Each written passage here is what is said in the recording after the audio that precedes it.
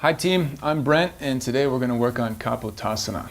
Kapotasana is the full pigeon pose, and in yoga we tend to think of pigeon pose as this pose, a hip opener. And that is certainly a version of pigeon pose, but the traditional Kapotasana is a deep back bend. It's called pigeon pose because it refers to puffing out your chest a lot in order to bend backwards, particularly through your thoracic spine. This is an extremely difficult back bend. It shows up in the Ashtanga second series. It took me a long time to figure out how to do it.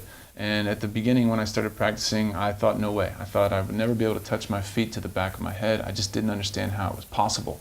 So every pose has something to teach people, and usually the lesson varies from individual to individual. For me, this pose is about believing in possibilities.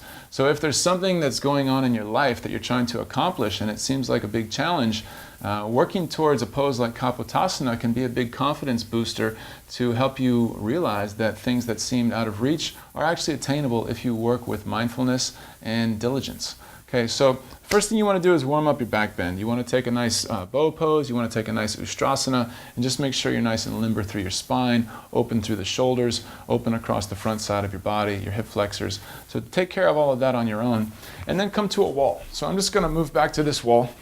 If you're on a hardwood floor, you'll want to use your mat, but I'm on a carpet, so I'm not going to bother moving the mat. And you want to set yourself up so that your feet are probably about 6 to 8 inches away from the wall. Okay? And you want to make sure that your knees are about hip distance apart and your heels are just a little bit wider than your hips. That's going to protect your low back. Okay? Bring your hands to prayer in front of your chest. As you start to lean back, you really want to lift your chest. So think about a pigeon when they puff up their chest. That's what you're trying to emulate here. And as you lean back, you're pushing your chest up towards the ceiling. You're pushing your hands up away from your chest. And you're just going to lean back about halfway. And you're going to look towards the wall behind you. Okay, this should feel pretty okay. If you're struggling with this, then just work here. If you're ready to go back, reach your hands back. Try to press your palms flat into the wall and then straighten your arms. Okay, so you want to keep your belly strong so that you're not compressing your low back here. The idea is that you want to keep your low back nice and gracefully arcing, and then the hands pressing into the wall is going to help you get that bend right through your thoracic spine to push your chest forward. Okay. If you can, you walk the hands down a little bit further and really push through your chest. Try to keep your hips forward. Okay, take a few breaths here. Let your shoulders open. And then with an inhale, start to come back away from the wall. Okay, maybe give it a moment, set your heels down, set your butt down on your heels too. Just let that process. A lot can happen when you're doing back bends, so you want to not work too quickly. I'm going to turn around so you can see what I'm doing with my hands here. You want to take the same basic setup, knees about hip distance apart, heels a little bit wider than your knees. Bring the hands to prayer. Okay? Now, I still struggle with this pose. Ideally, when you start to lean back, you want to be able to look back and see your feet. I cannot see my feet. Okay? So hopefully for some of you who also can't see your feet, that will give you confidence that this is possible for you too. Okay? You don't want to let your head come all the way down. Start to reach back.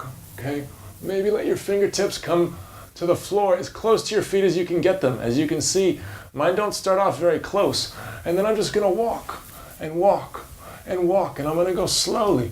And I'm going to start taking smaller and smaller movements toward my feet until I can get my toes. Okay, in the full pose, you get your heels. I can't do that yet. Pull your elbows towards each other. Lift your chest and then set your head down. Try to lay your forearms down on the floor.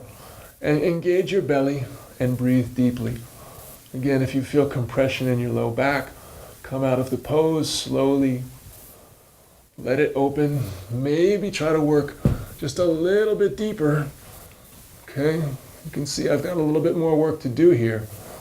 And then from there will be even more work to do. But that's part of the process. Release your hands. Maybe slowly press yourself up and release. Bring your butt down onto your heels, okay? And just relax, okay? There's no need to rush into whatever you're gonna do next after that. Maybe take a child's pose, maybe take a little twist, okay? Maybe try it again. There's no rule that says you can't do the same pose 2 or 3 times in a row. See if you can work a little deeper. It's a long process. Be patient with it. Don't let it be about the end result. Let it be about the journey. Good luck, keep practicing, have faith. Namaste.